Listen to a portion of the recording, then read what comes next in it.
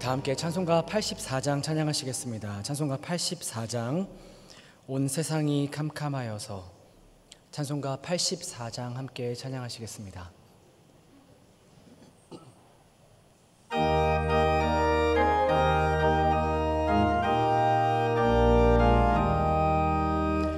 온 세상이 캄캄하여서 참 빛이 없었더니 나는 영광 나타나 온 세상 빛이었네. 영광의 주, 영광의 주, 밝은 그 빛 내게 비추었네.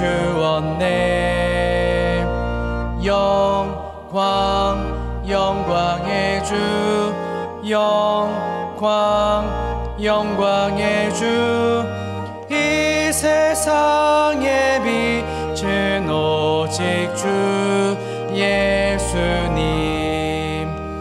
주 말씀을 믿는 사람은 그 마음이 시원하고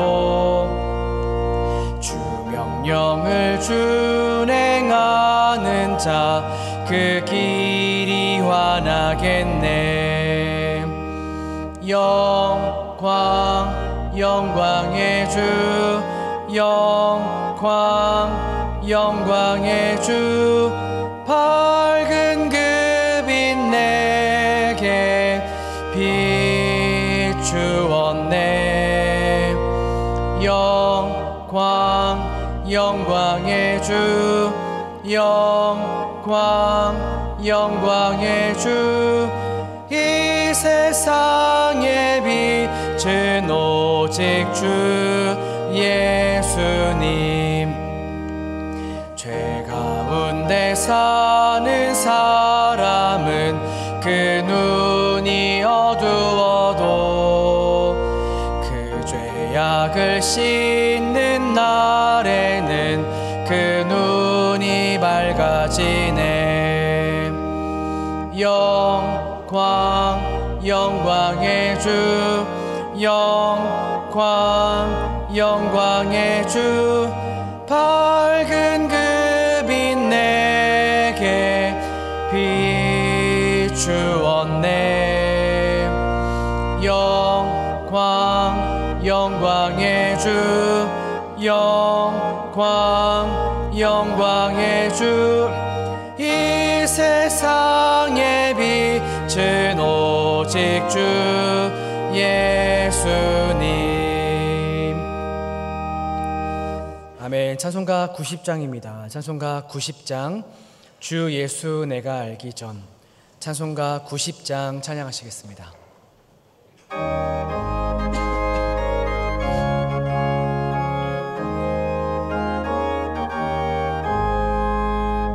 주 예수 내가 알기 전 날 먼저 사랑했네. 그 크신 사랑 나타나 내 영혼 거듭났네.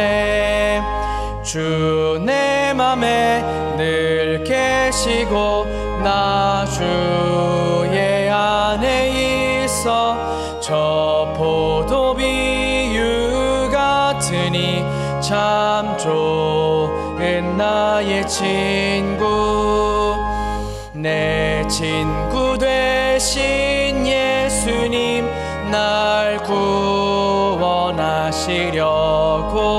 그 귀한 몸을 버리사 내 죄를 대속했네. 나 주님을 늘 믿으며 그 손을 의지하고 내 몸과 마음을 바쳐서 끝까지 충성하리. 내 진실하신 친구여 그 은혜 내려 지켜주사 나랑 상보호하시고 내 방패 되옵소서. 그 풍성한 참 사랑을 능히 그늘 쏘냐. 날 구원하신 예수는 참 좋은 나의 친구.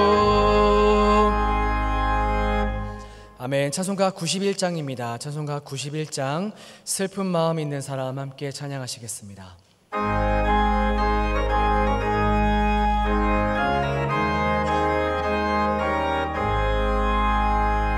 슬픈 마음 있는 사람 예수 이름 믿으면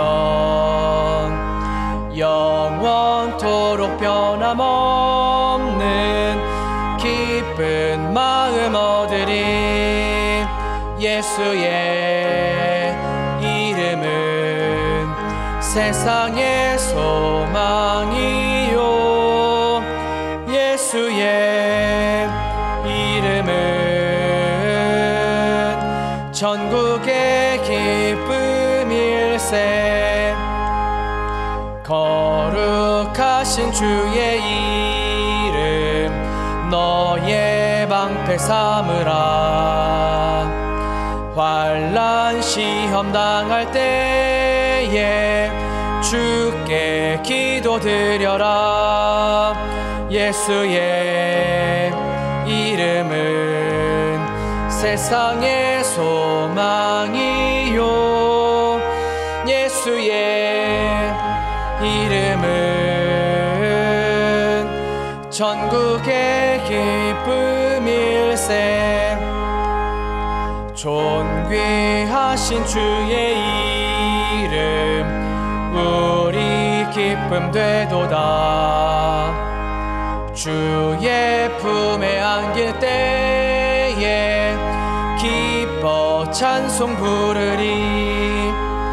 예수의 이름은 세상의 소망이요. 예수의 이름은 전국의 기쁨일세. 우리 갈 길 다간 후에 보좌 앞에 나가 왕의 왕께 경배하며 멸류관을 드리리. 예수의 이름은 세상의 소망이요. 예수의 이름은 전국의 기쁨일세. 다 같이 자리에서 일어나셔서 첫 송 찬양하심으로 하나님께 예배드리겠습니다.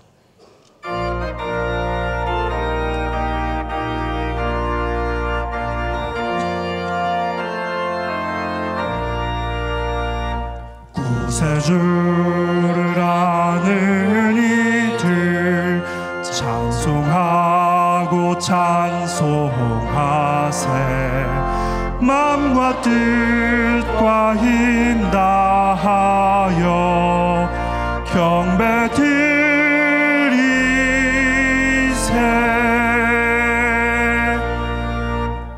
하나님은 우리 피난처시오 힘이시니 환난 중에 만날 큰 도움이시라.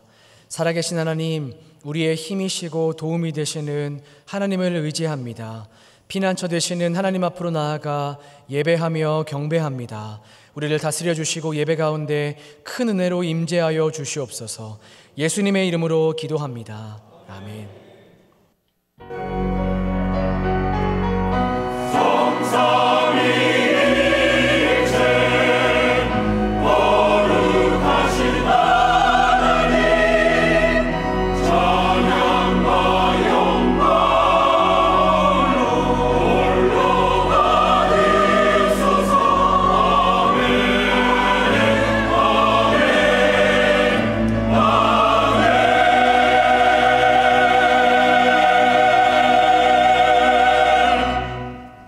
앉으셔서 찬송가 70장 찬송하시겠습니다.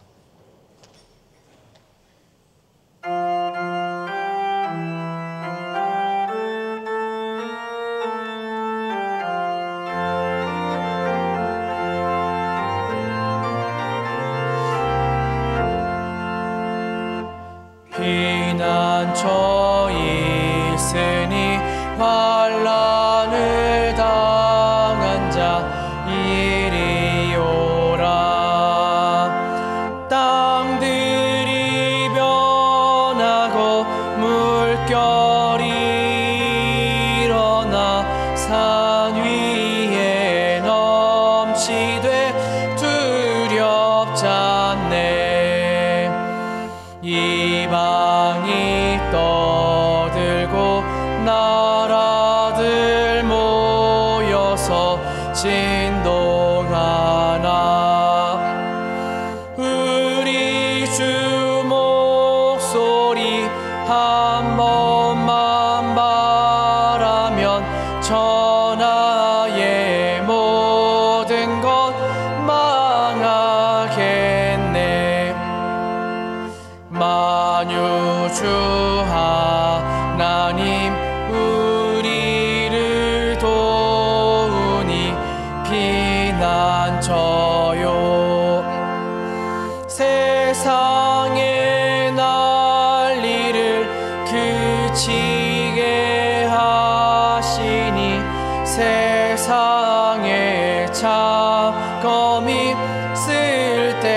쓸데없네. 높으신 하나님 우리를 구하니 할렐루야. 괴로움이 심하고 환난이 극하나 피난처 되시는 주 하나님. 사도신경으로 우리의 신앙을 고백하겠습니다. 나는 전능하신 아버지 하나님 천지의 창조주를 믿습니다. 나는 그의 유일하신 아들 우리 주 예수 그리스도를 믿습니다.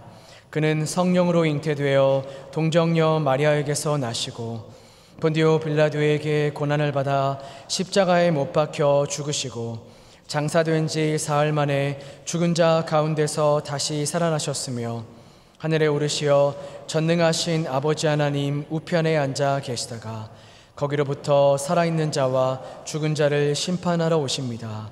나는 성령을 믿으며 거룩한 공교회와 성도의 교제와 죄를 용서받는 것과 몸의 부활과 영생을 믿습니다. 아멘. 시편 65편 말씀으로 성시교독 하시겠습니다. 성시교독 후에 서백호 장로님께서 기도해 주시겠습니다.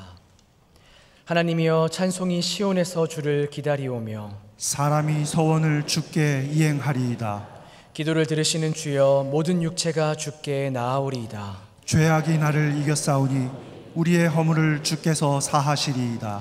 주께서 택하시고 가까이 오게 하사 주의 뜰에 살게 하신 사람은 복이 있나이다. 우리가 주의 집 곧 주의 성전의 아름다움으로 만족하리이다. 땅을 돌보사 물을 대어 심히 윤택하게 하시며 하나님의 강에 물이 가득하게 하시고 이같이 땅을 예비하신 후에 그들에게 곡식을 주시나이다. 초장은 양떼로 옷 입었고 골짜기는 곡식으로 덮였음에 그들이 다 즐거이 외치고 또 노래하나이다. 아멘.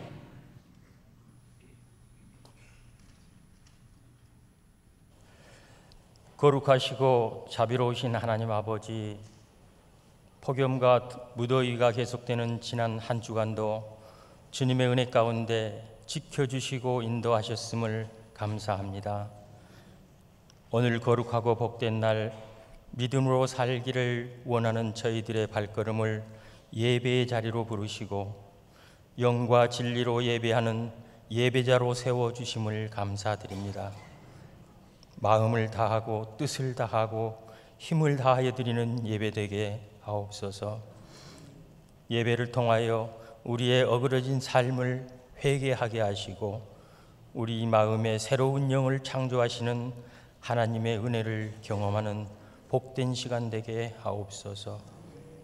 하나님 아버지, 세상은 흉흉하고 묻지마 범죄가 판치는 이 험악한 시대를 바라보며 나의 안전을 기도하기보다는 불 속으로 뛰어드는 불나방처럼 심판과 죽음을 향해 달려가는 이 시대의 백성의 타락을 안타깝게 여기고 괴로워하며 우리 모두가 하나님께로 돌아가기를 기도하는 저희들 되게 하여 주시옵소서. 우리가 먼저 하나님께로 돌아가게 하여 주시옵소서.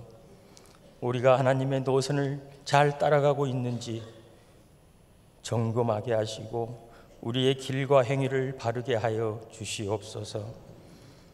하나님 말씀에 순종하며 이웃들에게 정의와 공의와 선을 베풀게 하시고 저들이 하나님의 사랑을 깨닫고 하나님 품으로 돌아올 수 있도록 인도하여 주시옵소서. 하나님 아버지, 지금까지 은평교회를 지키시고 부흥케 하셨음을 감사합니다. 우리 은평교회가 전도와 선교의 사명을 더욱 더 힘있게 감당하는 교회 되게 하옵소서. 어려운 이웃을 섬기며 그리스도의 사랑을 이 지역사회에 흘려보내는 사랑이 넘치는 교회 되게 하옵소서. 교회 학교를 통해서 자라나는 다음 세대들이 말씀과 믿음 안에서 잘 성장하여 하나님 나라에 귀하게 쓰임받는 큰 일꾼들이 되게 하옵소서.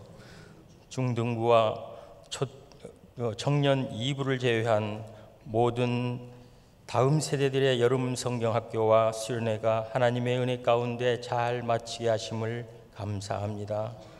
이번 주 떠나는 중등부와 셋째 주 청년 2부도 안전하고 은혜로운 수련회가 되게 하옵소서. 이번 여름 성경학교와 수련회를 통해서 받은 은혜로 하나님을 더 사모하는 다음 세대가 되게 하시고 예수님의 사랑을 더 많이 나누는 지체들이 되게 하여 주시옵소서. 여름 성경학교와 수련회를 위한 교육자님들과 교사 선생님들의 수고와 헌신을 기억하여 주시고 축복하여 주시옵소서. 함께하는 선교위에도 함께하셔서 일본과 태국과 대만으로 떠나는 단기 선교를 통하여 선교사님들에게 큰 힘이 되게 하시고 기도하며 준비한 그 프로그램들이 많은 열매를 맺는 사역들이 되게 하여 주시옵소서. 그들의 모든 여정 가운데 함께 하셔서 안전하고 은혜로운 단기 선교가 될 수 있도록 인도하여 주시옵소서. 은혜가 풍성하신 하나님 아버지, 박지현 담임 목사님께 지혜를 주시고 능력을 주시고 영적 분별력을 다하셔서 맡기신 목양의 사역들을 잘 감당하실 수 있도록 은혜를 다하여 주시옵소서. 지금은 휴가 중입니다.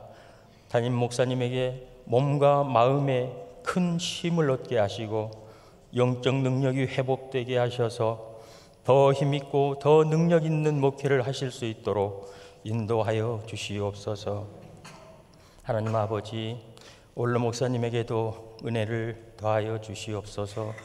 일평생 무릎으로 이 강단을 지키며 섬기게 하시고 본이 되는 아름다운 모습으로 은퇴하시기까지 선하게 인도하신 하나님 아버지, 올로 목사님의 노년을 욥과 같이 아름답게 축복하여 주시되 기도와 영역이 쇠하여지지 않게 하시고 항상 건강한 모습으로 교회와 우리들의 곁을 지키는 올로 목사님 되도록 축복하여 주시옵소서.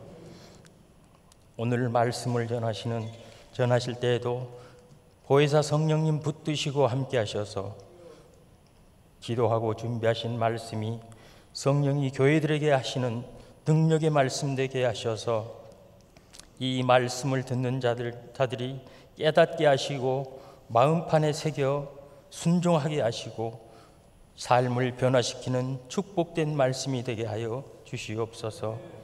찬양을 기뻐 받으시는 하나님 아버지, 한 주간 정성으로 준비한 샤론 찬양대의 아름다운 찬양을 받으시고 찬양을 듣는 자들에게 마음의 문을 열어 주시옵소서. 찬양대원들의 삶도 찬양이 넘치게 하시고 형통하게 하옵소서. 이곳저곳에서 보이지 않는 곳에서 여러 모양으로 예배를 돕는 손길들을 기억하시고 축복하여 주시옵소서. 우리의 힘이 되시는 예수님의 이름으로 기도드립니다. 아멘.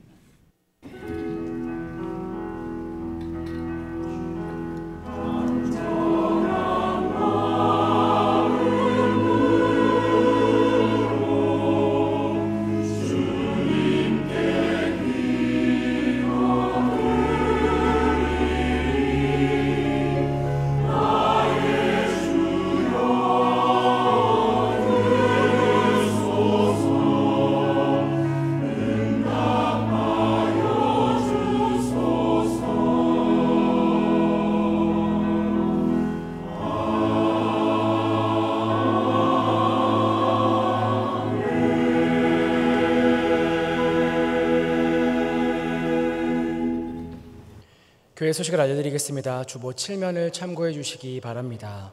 준비기도 3번입니다.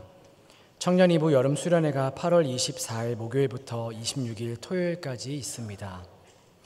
이웃사랑 바자회가 9월 22일 금요일부터 23일 토요일까지 있습니다.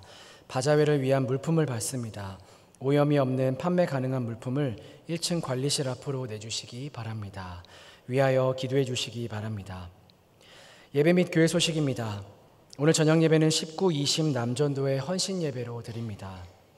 대만 단기 선교가 8월 8일 화요일부터 15일 화요일까지 있습니다. 태국 단기 선교가 8월 8일 화요일부터 15일 화요일까지 있습니다. 중등부 수련회가 8월 10일 목요일부터 12일 토요일까지 은행나무 연수원에서 있습니다.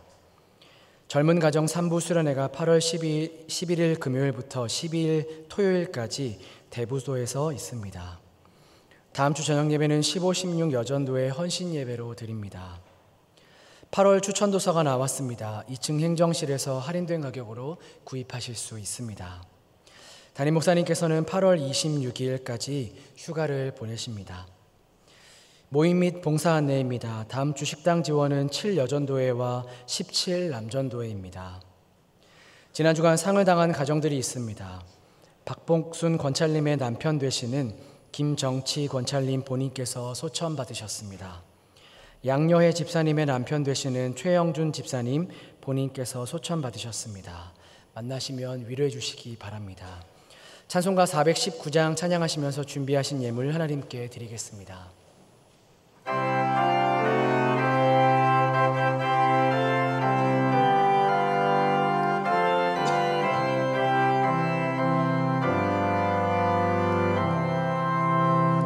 주 날개 밑 내가 편안히 쉬네. 밤 깊고 비바람 불어쳐도 아버지께서 날 지켜주시니 거기서 평안히 쉬리로다. 주 날개 밑 평안하다. 그 사랑 끈을 짜뉘뇨. 주 날개 밑 내 쉬는 영혼 영원히 우리 3절 찬양하겠습니다. 주 날개 밑 주 날개 밑 참된 기쁨이 있네. 고달픈 세상길 가는 동안 나 거기 숨어 돌보심을 받고 영원한 안식을 얻으리라. 주 날개 밑 평안하다. 그 사랑 끈을 짜뉘뇨.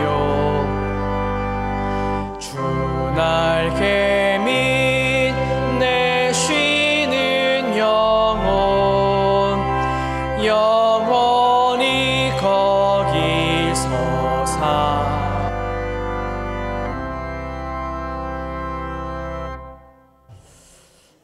참으로 좋으신 하나님 아버지, 험악하고 힘든 세상 속에서 저희들에게 재물 얻을 능을 주셔서 소득을 얻게 하시고 이것이 하나님께로부터 왔음을 인정하며 믿음으로 고백하면서 혹은 10의 1조를 혹은 감사 예물로 혹은 주일 헌금으로 선교와 구제와 여러 모양으로 정성을 담고 기도의 소원을 담고 올려드리는 예물들이 하나도 땅에 떨어짐이 없고 하나님 앞에 상달되어 하나님이 기뻐 받으시는 믿음의 예물들 되도록 축복해 주시기를 소원합니다. 드려진 이후에 기도가 주님 앞에 늘 응답이 되게 하시고 드려진 이후에 마음에는 하나님께 대한 소망이 넘쳐지게 하시고 드려진 손길로 무슨 일을 하든지 일들이 잘 열리게 하시며 풀리게 하시며 형통하게 하셔서 복이 되게 해 주옵소서. 믿음으로 올려드리는 예물의 모습을 보고 자라는 가정의 자녀 손들 수천 대 믿음의 믿음을 가지고 부모 때보다 더 신앙 안에서 하나님을 더 잘 섬김으로 더 부유한 자가 되어서 축복의 명문가들이 되도록 역사해 주옵소서.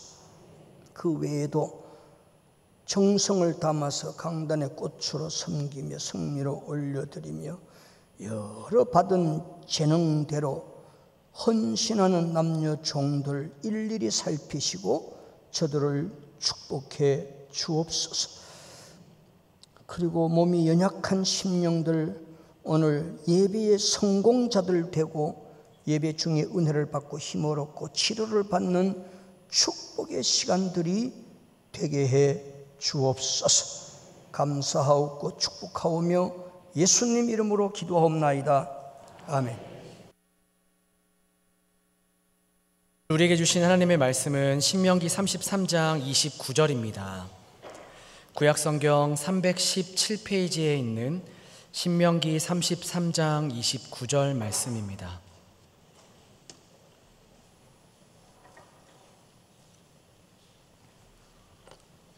신명기 33장 29절 말씀 제가 봉독하겠습니다. 이스라엘이여 너는 행복한 사람이로다. 여호와의 구원을 너같이 얻은 백성이 누구냐? 그는 너를 돕는 방패시요 내 영광의 칼이시로다. 내 대적이 내게 복종하리니 내가 그들의 높은 곳을 밟으리로다. 아멘. 시간 샤론 찬양대에서 준비한 찬양 하나님께 올려드리겠습니다.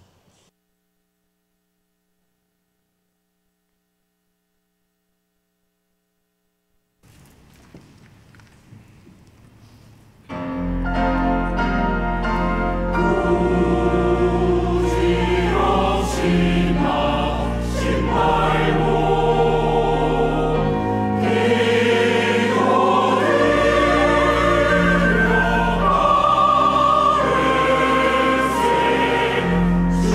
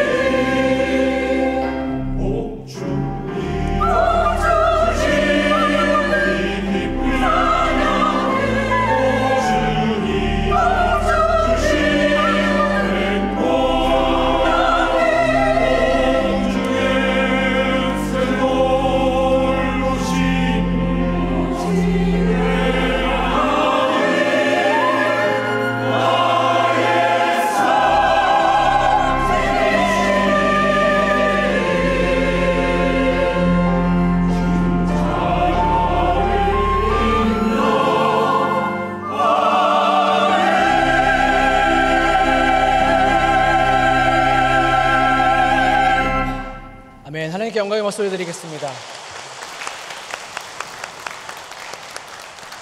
원로 목사님께서 말씀 전해 주시겠습니다. 우리 또 샤론 성가대 무더위에서도 준비 많이 하셔서 찬양, 은혜로운 찬양 올려드렸는데, 물론 찬양 대원들도 훌륭하시다 그런 생각이 들지만은 우리 유 집사님 지휘하시는 분 얼마나 수고가 많으신가. 매주 선곡을 하는 게 목사 본문 선정하는 것만큼 어려우실 거라. 그것도 이게 찬양하시는 분들이 물론 또 전공하신 분들도 좀 있겠지만, 대부분 내가 보기는 전공자들이 아닌데도 불구하고 다 연습을 시켜서 이렇게 아름다운 작품을 만들어낸다는 것은 우리 지휘자 집사님의 수고가 아주 크다, 이제 그런 생각을 해서 오늘 고마운 마음이 있습니다. 요즘 가끔 이제 핸드폰 문자 뜨시죠? 폭염, 경고, 노령층들 외출 자제하시고 이런 메시지를 자주 받으실 텐데, 그런데도 여러분 폭염의 추위를 뚫고 이렇게 하나님 앞에 나와서 예배할 수 있는 여러분의 그 용기, 하나님이 귀하게 받으시고 또 기대 이상의 은혜를 주실 줄 믿습니다. 이 폭염 무더위에 예배에 나오신 분들은 하여튼 순교적인 각오를 가지고 나왔다, 이제 그런 생각이 들어요. 고맙습니다. 저는 예배 마치고 우리 담임 목사님이 인사하고 목사님 사무실로 들렸다 가세요. 그 불려가면 걱정스러워요. 또 무슨 말씀을 하시려나. 몇 주 전에도 인사하고는 또 내가 끌려갔어요. 이렇게 목사님 이제 휴가를 장로님들이 이렇게 자기의 이렇게 여러 상황을 고려해서 이렇게 휴가를 주셨는데, 석주 이제 주일을 건너는 휴가를 받았대요.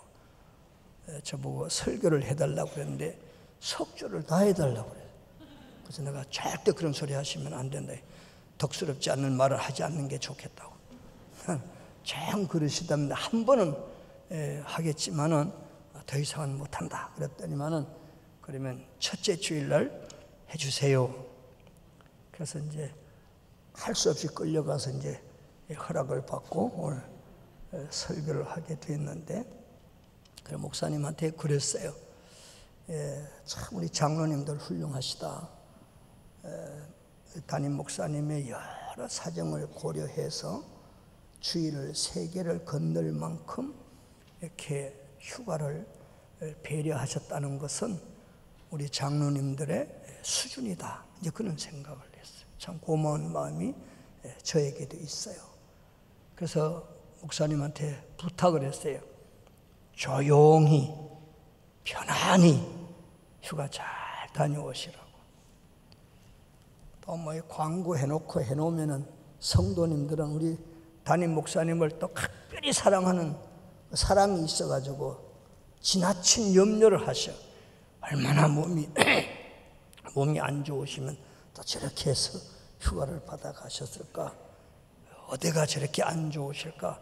너무 염려하시고 걱정하실 것 같아서 조용하게 가서 편안하게 그렇게 휴가 다녀오시라 제가 부탁을 했네요. 그리고 이제 담임 목사님 휴가 기간에는 어지간하면 여러분들 개인으로 전화 안 하시는 게 좋아요. 전화 받아놓으면 휴가가 아니요. 또 속으로 마음 걱정, 마음 고생 다 하고 이제 시간을 보내야 돼. 그러니까 꼭 연락드리고 싶으면은 이제 교육자 사무실에 가셔서 그 행정 담당하시는 그분한테만 연락을 해주면, 이렇게 한 분이 연락을 해줘야 되지. 교인들이 다 궁금하다고 일일이 전화를 다 하면은 그 담임 목사님 휴가 오히려 더 피곤한 휴가가 될 거예요. 그 담임 목사님을 좀 더 생각해 주셔서 전화는 돌아오실 때까지 안 하시는 것이 좋겠다, 그런 생각이 들고, 하여튼 담임 목사님에 대한 뭐 불평이나 원망이 있으면 다 내 잘못이니까 그런 거 있으면 나한테만 하시면 돼요. 내가 잘못 지도를 했거나 잘못 위임을 했거나 뭐 잘못했기 때문에 그러니까 우리 박 목사님한테는 아무런 잘못이 없고, 거기에 무슨 잘못이 있다면 전부 다 내가 잘못했다 그렇게 생각을 하기 때문에 저한테로만 돌리시고 박 목사님한테는 절대로 그런 말씀 하시면 안 된다. 아멘이시? 네, 우리 교인들은 하여튼 한마디만 해도 10가지를 알아들으니까 그래서 참 실력이 있고 수준이 있다, 이제 그런 생각을 해요. 몇 달, 한 두서너 달 전인가요, 다른 교회에서 오신 남편분은 집사님이시라고 그러고 부인 되시는 분은 권사님이시라고 그래. 그래서 이제 저하고 이제 이렇게 처음 만나서 대화를 하는 중에 제가 이렇게 가슴이 뭉클했던 막 눈물이 울컥 나올 만큼 그런 대화를 주고받았어요. 그 두 분이 말씀하시는 내용은 그거예요. 본 교회가 너무 이렇게 분쟁하고 시끄럽고 어렵고 너무너무 이렇게 신앙생활이 잘 안 돼서 영적인 갈등이 너무 심해서 교회를 못 나가고 겨우 영상 예배로 이렇게 힘들어 할 때에 자기 딸이, 그래서 자기는 교회를 가보겠다고 나서더래요. 그래서 두 분은 너무 지치고 마음이 괴롭고 힘들어서 집에 있는데 큰 딸인가 했던 따님이 그래도 나는 교회를 한번 가보겠다고 이제 이게 문을 열고 나오길래 물어봤다는만요. 어느 교회에 가려고 그러냐? 그러니까 나 은평교회 한번 가보고 오겠다고 그러더래요. 그래서 이제 은평교회 와서 우리 박 목사님 말씀을 듣고 예배를 끝나고 집에 갔을 거 아니에요. 집에 문을 열고 들어가니까 집사님, 권사님, 부모님이 딸을 힘없이 바라보면서 그래, 은평교회는 하나님이 계시더냐? 그렇게 물었대요. 나 그 소리 들으니까 너무 마음이 막 울컥했어요. 은평교회는 하나님이 계시더냐? 그래서 이 딸이 하는 말이 우리 방지연 목사님 설교 말씀을 듣고 큰 은혜를 받고 왔습니다. 너무너무 좋은 교회였습니다. 그 소리 듣고 그 두 분도 다시 저희 교회로 오셔서 신앙생활 하게 됐다. 그런 이제 저한테 간증을 하시더만요. 은평교회에는 하나님이 계시더냐 그 말씀에요. 제가 그 두 가지 생각이 떠올라서 이렇게 울컥했어요. 첫 번째는 하나님이 우리 박 목사님을 그리고 우리 은평교회를 지금도 쓰시고 계시는구나. 사랑하고 계시는구나. 하나님이 은평교회를 이렇게 복주고 계시는구나. 이제 그런 마음이 들어서 마음이 울컥했고요. 또 하나는 이 지금 현대 교회들 중에 하나님의 임재를 느끼지 못할 만큼 그런 교회가 있구나. 하나님의 임재를 못 느끼면서 신앙생활을 해야 하는 그런 아픈 현실을 제가 이렇게 느꼈어요. 그 이제 어떻게 보면 좀 서글픈 마음도 있고, 현실 교회에 대한 그 좀 애절한 마음, 답답한 마음이 있어서 그 마음이 그랬어요. 모든 교회가 우리 은평교회처럼 하나님이 살아 역사하시고 하나님의 임재를 경험하고 하나님의 은혜를 찬양하고 이런 교회들이 마땅히 되어야 되는데, 그렇지 않는 한국 현실 교회에 대해서 마음에 그런 좀 답답함이 있었다. 그래서 가슴이 좀 답답했었어요. 그러면서 제가 우리 장로님들, 당회원 장로님들과 우리 중직자 분들에게 두 가지 좀 권면하고 싶은 마음이 생겼어요. 하나는 우리 교회가 앞으로 부흥될 것 같다, 그런 생각이 들어서 좀 주차장을 빨리 확보하는, 기도해야 될 것 같은 그런 마음이 있었어요. 우리 교회는 주차장만 이렇게 좀 확보를 해 놓으면 많이 부흥될 것 같은 그런 느낌을 느꼈어요. 제가 언젠가 이 차를 가지고 주차할 데가 없어가지고 우리 교회를 이렇게 배회하다가 돌아가시는 이게 성도님들, 이 돌아가셨다는 말은 천국 갔다는 말이 아니고 오해하면 안 돼. 이렇게 빙빙 돌다가 주차 못 하시고 집으로 가셨다, 그런 소리를 듣고 마음이 좀 그랬어요. 그래서 하나님이 역사하시고 사랑하시고 쓰고 계시는 은평교회가 분명히 부흥될 터인데 주차장 확보가 좀 시급하다, 그런 생각이 들어서 우리 장로님들, 중직자 되시는 분들 주차장 놓고 많이 기도하시고 빨리 어떻게든지 해결하는, 확보하는 그런 일을 하셔야 되겠다, 그런 생각이 들고, 또 한 가지는 박 목사님 건강을 지켜주셔야 되겠다, 그런 생각이 들어요.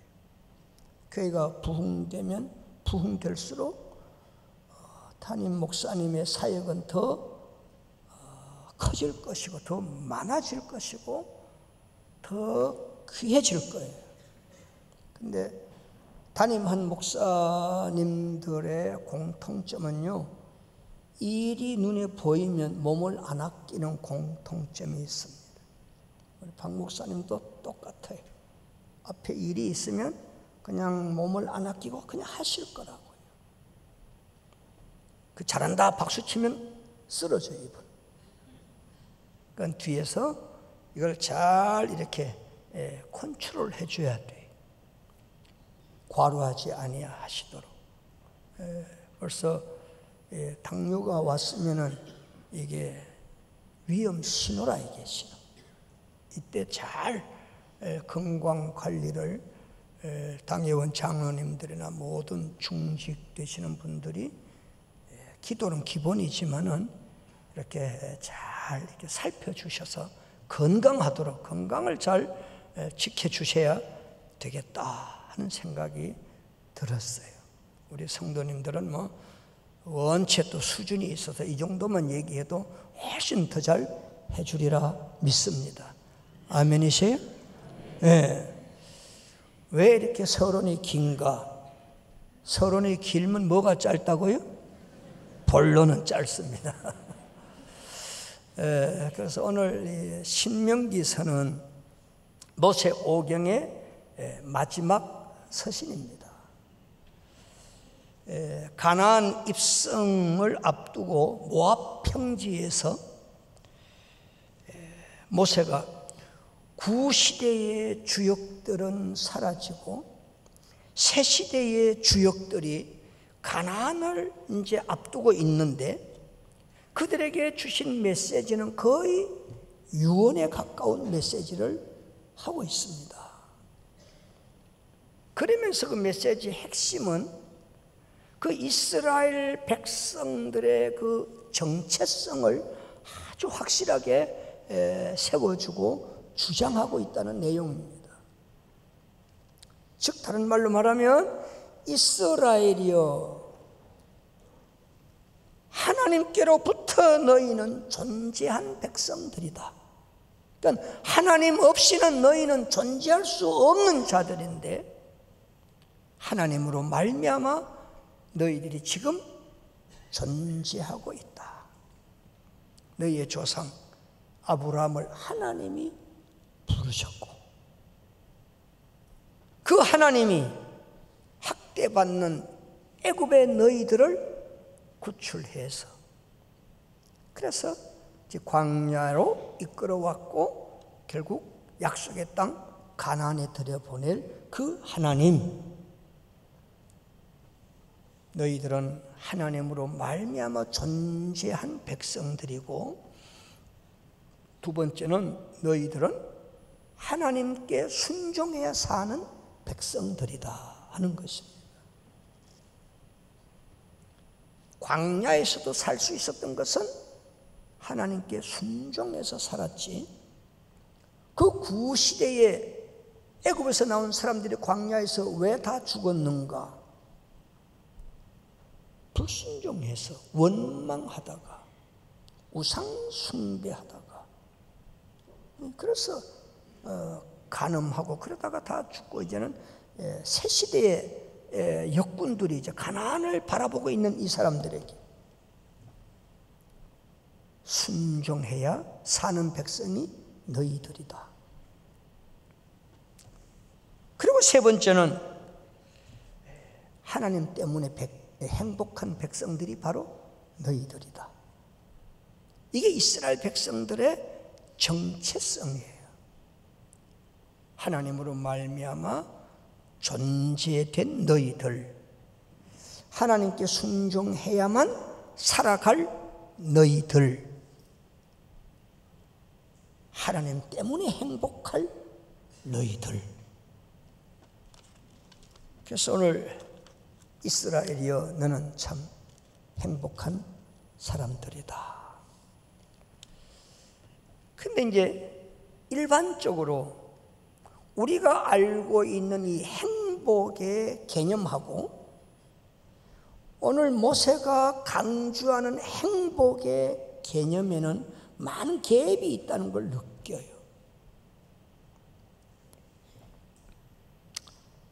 지금 이스라엘 백성들은요, 아직도 광야에 머무르고 있습니다.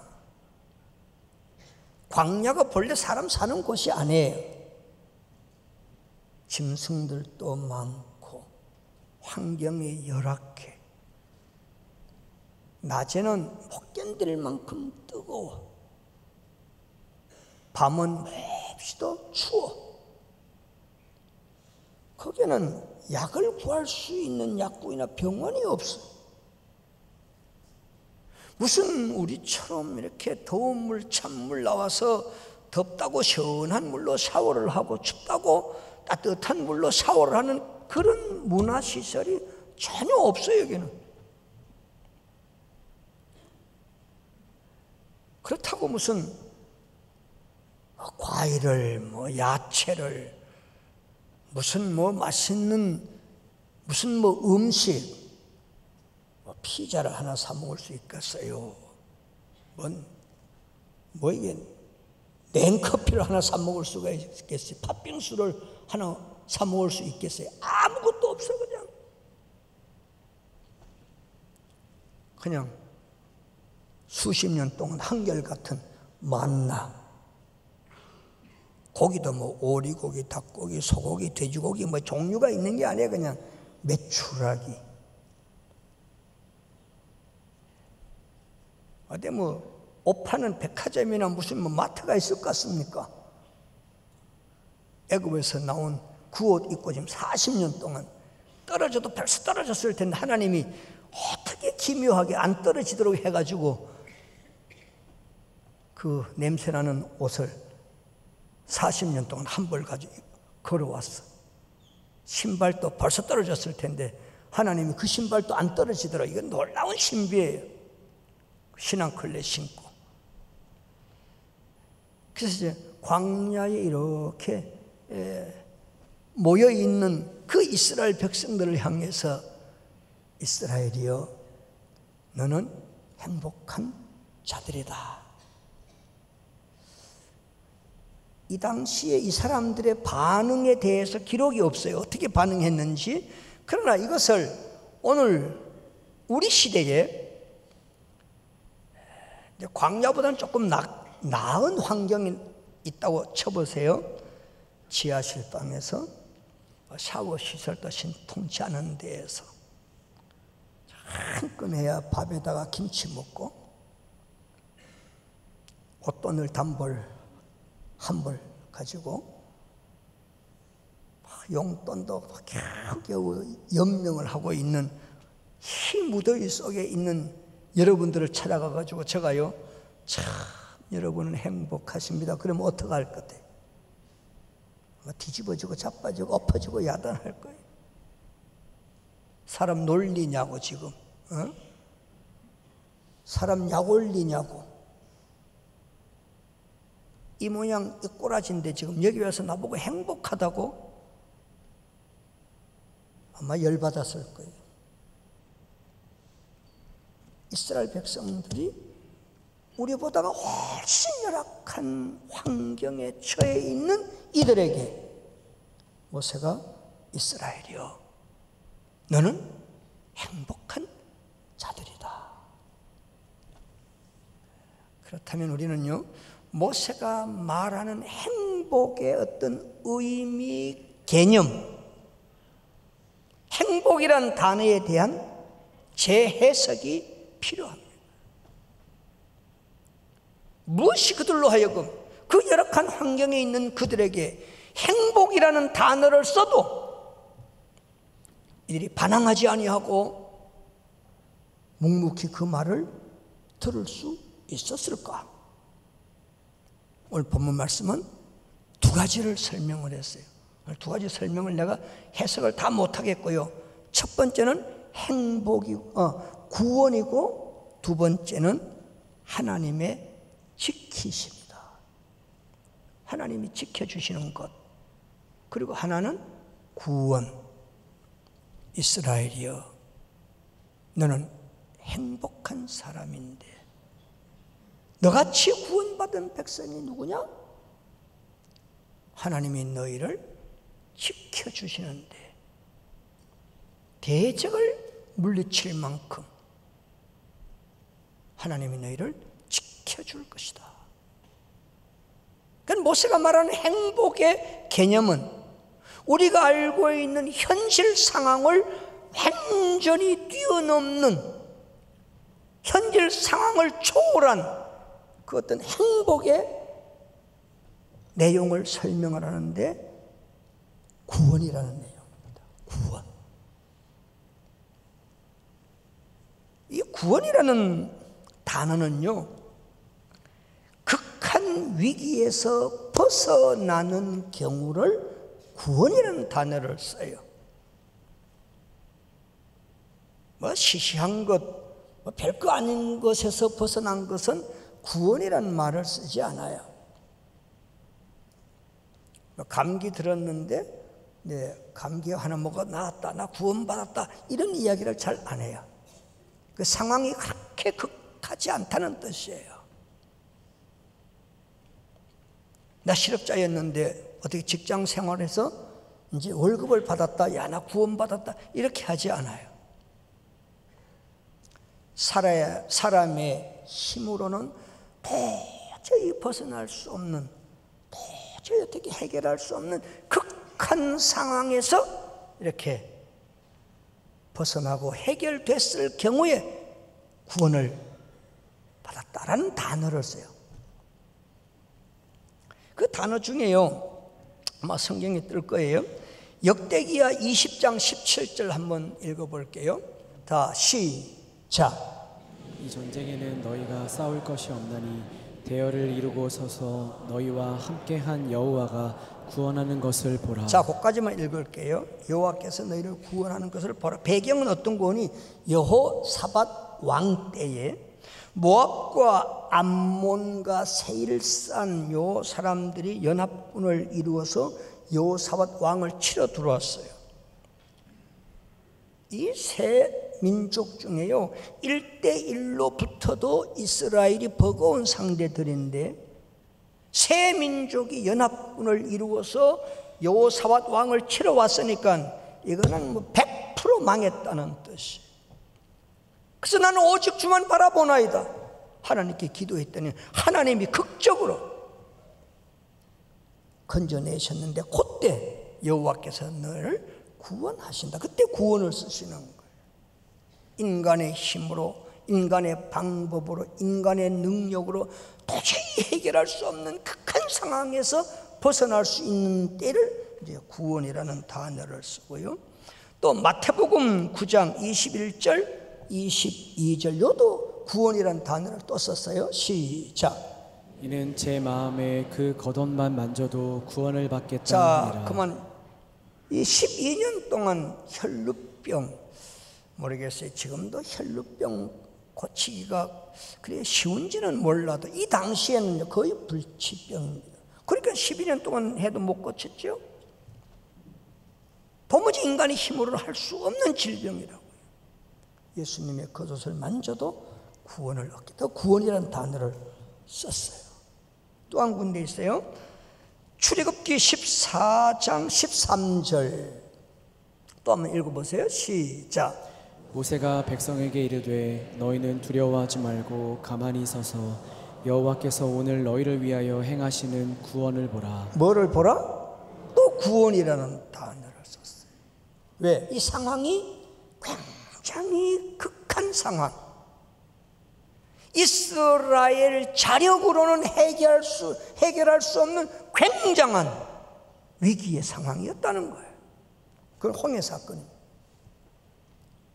아니, 인간의 방법으로 수백만의 그 인구를 어떻게 건너가겠어요?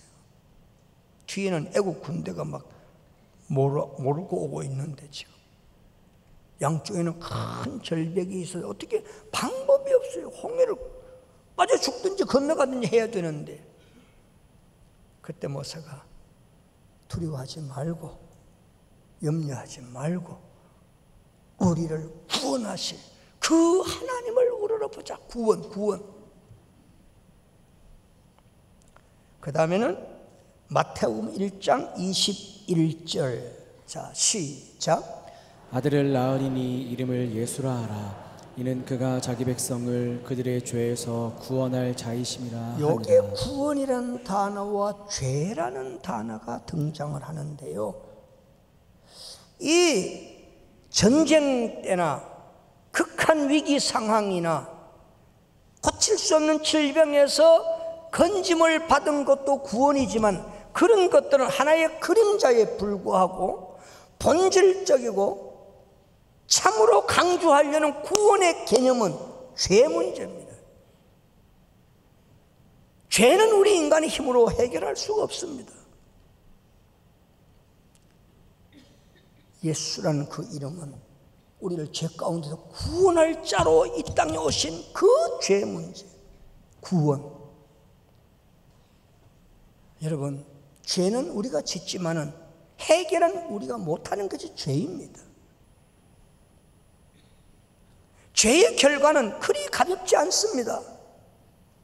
너무나도 그 결과가 비참하고 무서워. 죄의 삭선, 사망입니다.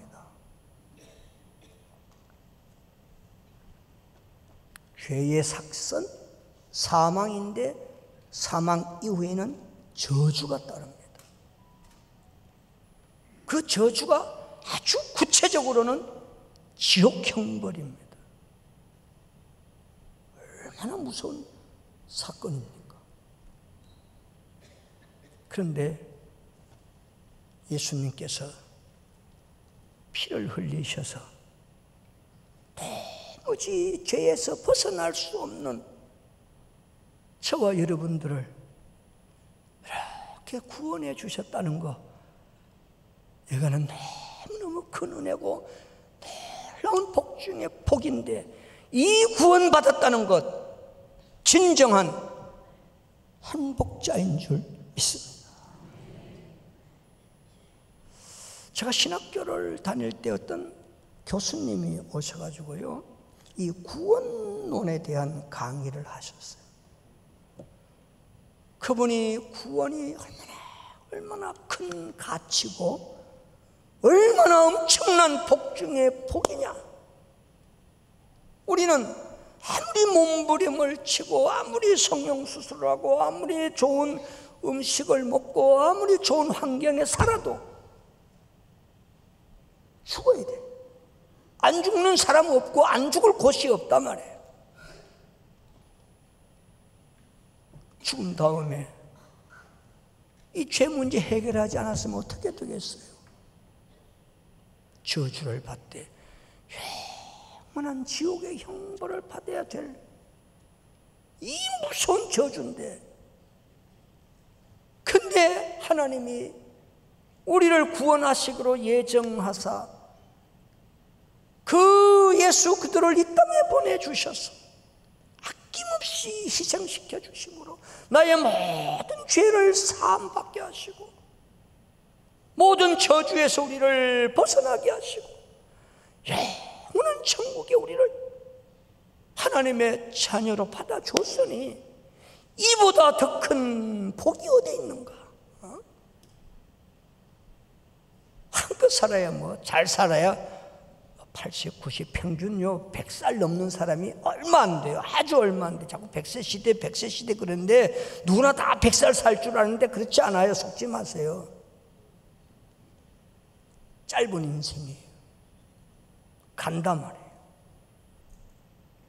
구원과 영생은요, 이 끝이 없는 영광이라는 말이에요. 그러면서 이분이 구원에 대한 큰 복을 강조하면서 그 당시에 젊었을 그때 저는 이해가 안 될 만한 말 두 마디를 했어요. 여러분, 이런 구원을 얻었다면 평생 죽을 먹어도 감사해야 됩니다. 평생 뭘 먹어요? 뭘 먹어요? 왜 이렇게 말을 못 하셔? 더위 먹었어요? 구원의 은혜가 얼마나 크고 얼마나 가치 있고 얼마나 영광스럽고 얼마나 대단한 건데, 구원받았다면 평생 죽을 먹어도 감사하다. 근데 우리가 지금 죽만 먹습니까 지금? 에? 밥 먹고 고기 먹고 과일 먹고 뭐 피자도 먹고 뭐 5만 가지를 다 먹고도 왜 불평이 많으시냐고요. 왜 행복을 노래 못하고 앉았냐 말이에요. 에? 그 많은 행복을 받았는데 그 엄청난 복을 받아놓고 왜 안 받은 사람처럼 그렇게 심각하게 살아야 되나 말아야 되나, 이놈의 인생 끝낼까 말까, 이게 구원받은 사람의 모습이냐는 이게 평생 죽을 먹어도 감사할 일이 구원받은 감격이고 구원받은 축복이라는데, 또 한 가지 있습니다.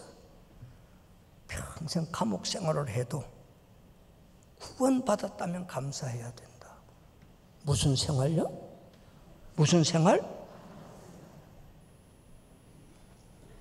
예수 믿고 평생 감옥 생활을 해도 이거는 감사해야 될 일이다. 구원이 그만큼 크다는 거예요 지금. 엄청난 복이 구원의 복인데, 하늘은 지금 에어컨 틀어놓고 선풍기 돌리고 뭐 아이고 냉장고 열면 얼음 버석버석 꺼내 먹고 세상에, 아니 뭐 그렇게 불평이 많으시냐고요. 감옥도 아닌데 지금. 구원이 얼마나 큰지 아십니까 여러분? 우리 현실에서요 가장 큰 가치는 목숨이라고 그래요. 세상을 다 주어도 얻을 수 없는 건 목숨인데, 목숨이 그만큼 귀해요. 근데 목숨이요? 7, 80년, 90 이게 소멸돼요. 이게 이 목숨은 소비성이지 영구한 게 아니에요. 일시적이에요. 그런데도 천하보다도 귀한데 구원이라는 것은 얼마나 귀할 것 같아요. 이건 이루 말할 수 없는 가치예요. 이 생이 끝난 다음에는 영원한 영광 중에서 나 천국이어서 상상이 안 되는 게 그게 고민이에요. 아무리 상상을 해보려고 해도 내가 경험한 상상 이상의 것인데 그 천국이 상상이 안 돼. 너무너무 좋은 것이라. 제가 햇수로 38년 목회했다고 그랬잖아요. 38년 동안 아마 설교를 제가 대충 세어봐도요 15,000에서 한 2만 번 정도는 설교를 했을 것 같아요. 평균 일주일에 한 10번 잡으면요 집에 가서 계산해. 머리 나쁘신 분이 계산하다 내 설교 다 놓칠 거니까 새벽기도, 신방, 주일, 부흥에 나가서 하는 설교 다 하면은 38년 했으면 꽤 많이 했을 거예요. 교회 2번 지어서 2번 헌당하고 38년 했는 일이 얼마나 많겠어요. 전도하고 신부하고 주례하고 생일집 다니고 장례 치르고 엄청난 많은 일을 했을 것인데 제가 어느 날 이 구원이라는 이 가치하고 내가 38년 목회했는 거하고 이렇게 비교를 해보면요 여기 까만 연필로 점 하나 찍어 놓은 것 같은 38년 목회의 그 사역이라는 것이 구원에 비하면 너무너무 나약하다, 별거 아니라는 걸 느꼈어요. 구원이 그만큼 크다는 거예요.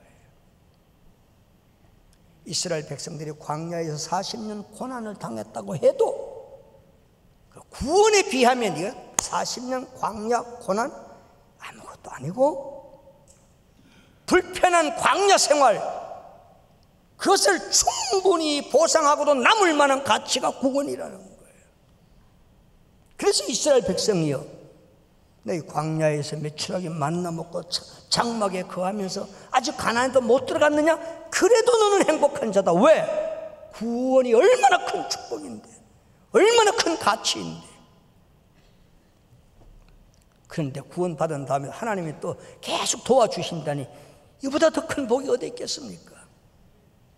저와 여러분들 죽만 먹어도 감사하고 평생 감옥생활 해도 감사할 존재들인데 이제는 남은 생에 구원을 찬양하고 구원의 하나님으로 기뻐하고 구원으로 감격해 사는 저와 여러분들 다 되시기를 주님의 이름으로 축복합니다. 기도합니다. 고맙습니다. 감사합니다. 구원 받았습니다. 그리고 우리의 남은 생에 하나님께서 도와주실 것입니다. 평생 구원의 하나님을 찬양하고 구원하신 주님을 노래하고 구원받은 이후에 우리와 영원히 동행하실 성령님을 찬양하면서 행복을 간증하고 행복을 경험하고 행복을 말하고 사는 저희들 되게 해 주옵소서. 예수님 이름으로 기도하옵나이다. 아멘. 에서 일어나셔서 찬양하신 이후에 원로 목사님께서 축도해 주시겠습니다.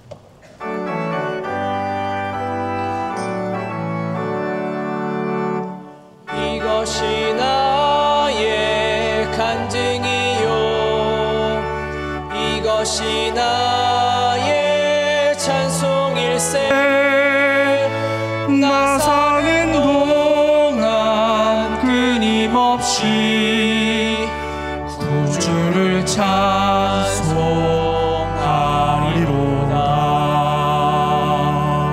아멘. 다시 오실 우리 주 예수 그리스도의 은혜와 하나님 아버지의 넓고 높고 깊으신 사랑하심과 성령님 감동하시며 위로하시며 격려하시며 충만케 하심이 구원의 감격으로 살며 하나님의 도우심에 감사함으로 일평생 간증하고 살기로 다짐하고 돌아가는 주의 백성들 심령 위에 이제로부터 영원토록 함께 있을지어다.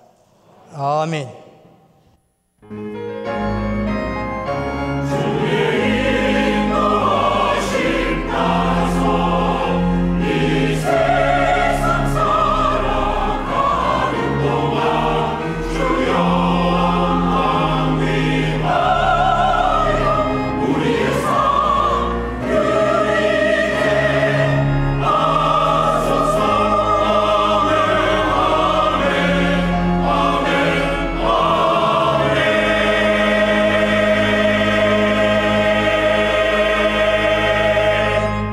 은혜 주신 하나님께 감사와 영광의 박수 올립시다. 감사합니다.